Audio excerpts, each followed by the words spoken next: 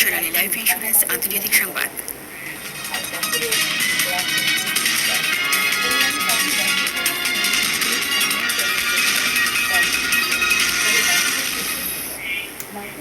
মধ্যপ্রাচ্যের আকাশে যখন আবারও যুদ্ধের ঘনঘটা, তখন পাকিস্তানের রাজধানী ইসলামাবাদে ইরানের পররাষ্ট্রমন্ত্রী আর পথে রয়েছে যুক্তরাষ্ট্রের প্রতিনিধি দল।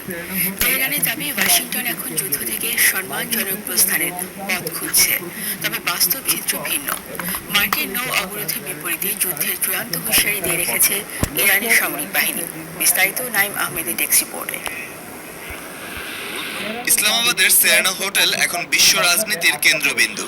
মার্কিন প্রেসিডেন্ট তারা বিষয়টিকে ইরানের উপর সর্বোচ্চ চাপ প্রয়োগের সাফল্য হিসেবেই দেখছে। এদিকে ইরানের পররাষ্ট্রমন্ত্রী আব্বাস আরাকচি এরই মধ্যে ইসলামাবাদে পৌঁছেছেন।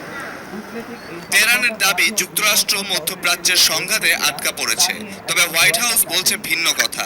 তারা বিষয়টিকে ইরানের উপর সর্বোচ্চ চাপ প্রয়োগের সাফল্য হিসেবেই দেখছে। এদিকে ইরানের পররাষ্ট্রমন্ত্রী আব্বাস আরাকচি এরই মধ্যে ইসলামাবাদে পৌঁছেছেন। কূটনৈতিক এই তৎপরতার মাঝেও দুই পক্ষ সরাসরি টেবিলে বসবে কিনা তা নিয়ে এখনো ধোঁয়াশা কাটেনি।